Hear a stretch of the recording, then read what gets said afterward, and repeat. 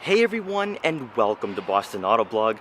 The time for waiting is over. The all-new 2019 Volkswagen Arteon is now at dealerships. There's been a lot of excitement surrounding this car over the last year. A lot of people say it's the budget and more affordable Audi A7, which I have to agree.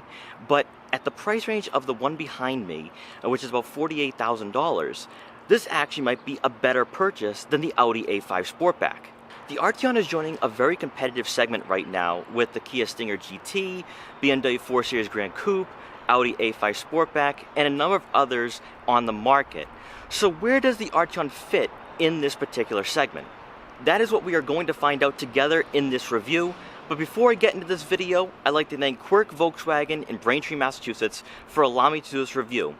Their link will be in the description below, so you can check out their extensive Volkswagen inventory. And so, without wasting any further time, let's get right into this review.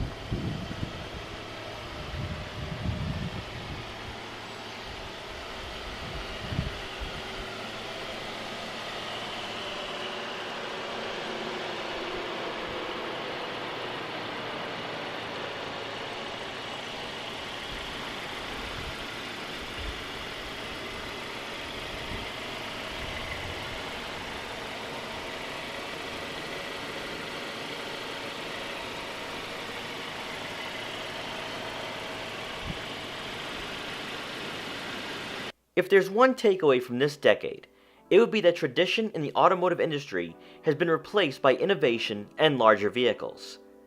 Compact cars aren't popular, and even the midsize family sedan is being phased out due to crossovers. However, there's one non-SUV market that's still seeing growth, with new vehicles emerging every year, and Volkswagen wants in on the action. We've waited over a year, and finally, the all-new 2019 Volkswagen Arteon is arriving at dealerships across the country. This Grand Tourer and Sportback not only puts the Volkswagen brand on the map in a growing segment, its addition to the lineup has brought luxury car qualities that we haven't seen from the German automaker in quite a while.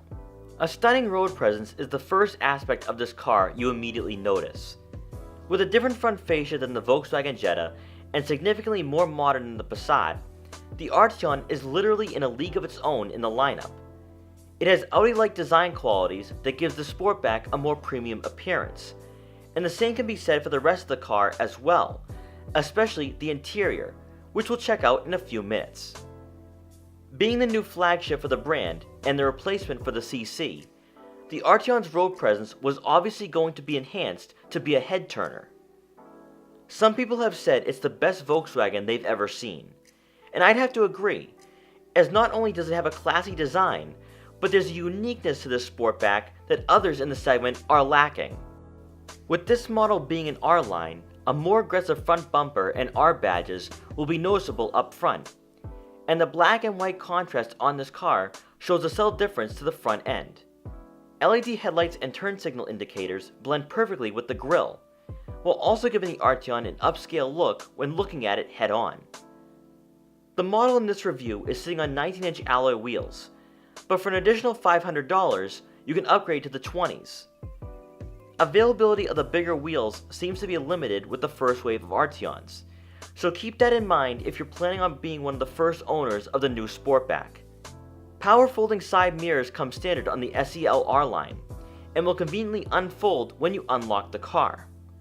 Dimensions isn't something we always put emphasis on, but seeing that the Arteon is priced competitively against the A5 Sportback and has been branded as the budget A7, let's see exactly where a Volkswagen Sportback sedan falls into place. The Arteon is about 5 inches longer than the A5 and 4 inches shorter than the A7, which makes sense, as Volkswagen is primarily targeting consumers who want a luxury grand tour but may not be in the market to purchase a $70,000 vehicle. It's slightly wider than the Kia Stinger GT, and these differences are going to be more noticeable when we check out the interior and rear legroom. For performance, the Arteon comes standard with a 2-liter 4-cylinder engine that puts out 268 horsepower and 258 pound-feet of torque, and is paired with an 8-speed automatic transmission. Not transferring over from the CC is the V6 engine, which isn't going to be an option on the Arteon. However, the 68 horsepower increase in the 4-cylinder engine certainly makes up for it though. And for those wishing and hoping, a more powerful Arteon is unlikely to appear on the horizon anytime soon, if at all. For the drivetrain, front-wheel drive comes standard, with Volkswagen's 4Motion all-wheel drive system being available on the SEL R-Line trims, while also being just under an extra $2,000 for the SE. For fuel economy, you can expect to receive 20 miles per gallon in the city and 27 miles per gallon on the highway. Inside, you're greeted by heated and ventilated power-adjustable leather seats for both the driver and passenger. The driver's seat is two-way memory, along with a massaging feature that targets the lower back. The two-tone interior is optional and is only available with a handful of exterior colors. In front of you is a 12-inch digital information display, also known as Volkswagen's Virtual Cockpit, which is a more simplified and not as graphically enhanced version of Audi's digital instrument cluster. Your navigation system can be displayed between the digital gauges, so you don't have to look over to the infotainment system. And this is something Volkswagen is starting to integrate into most of their newer models, like we saw in the Jetta last year. Using the buttons mounted on the heated and leather-wrapped steering wheel, you can change the display to show your fuel efficiency and other information. Moving over to the infotainment system, you're going to get an 8-inch touchscreen with Apple CarPlay and Android Auto compatibility. Since the Arteon leans more towards being like an Audi, a 360-degree overview camera, a rear backup camera with trajectory, and park assist technology helps give this car luxury aspects you expect at this price range. From the touchscreen, you can access and adjust your 3-zone climate control, change driving modes that affect throttle response and steering input, along with customizing the damping to your liking depending on your preferred driving style and comfort. Overall, this infotainment system is quite responsive, with no lagging when going to different screens and menus. Having technology similar to what you'd find in Audi models gives the Arteon a competitive advantage against the Kia Stinger, and to some degree, helps blur the lines if you were to compare this Grand Tour to the Audi A5 Sportback.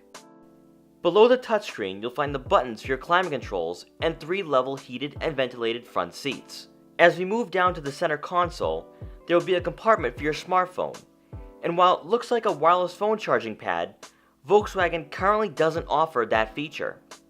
Next to the gear shift lever, a USB input, your heated steering wheel button, and drive mode selector will all be within arm's reach. For the center storage compartment, you'll find enough room for a smartphone and other small items, along with an additional USB input.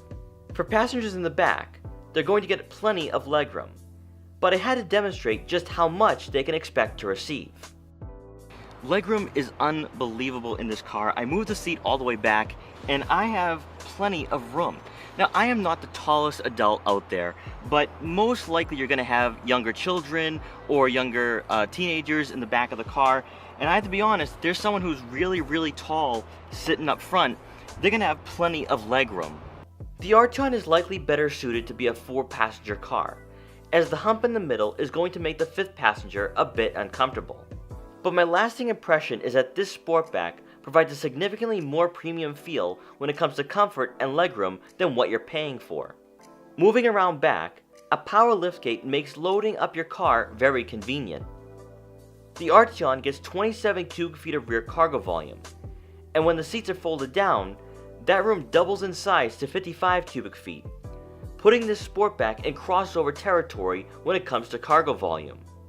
So not only does the Arteon bring luxury, comfort, technology, and style, but it's also practical for everyday use. Now I'm going to go out on a limb here and say that this is the most beautiful Volkswagen I have ever seen, maybe even since the Volkswagen Phaeton.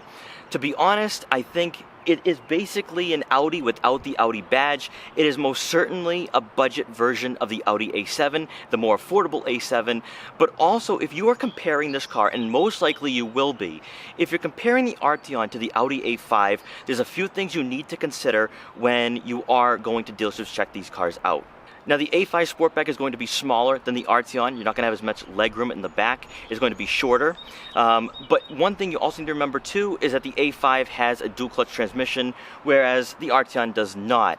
However, when you look at the exterior, the interior, and the horsepower you do get with the Arteon, it is most certainly worth looking at and maybe even consider purchasing. Now I try not being overly optimistic with cars. However, it has been worth the 1 year wait for the Volkswagen Arteon. What Volkswagen has done is blur the lines between Volkswagen and Audi, and the Arteon is a very good replacement for the CC. Now you may not get a V6 option with this car like the Kia Stinger GT, but if you're looking for a luxurious interior, an Audi-like interior, a great road presence, then this car might be the one for you. So guys, thank you so much for watching this video. Please like, comment, share, and subscribe for more, and I'll see you guys next time.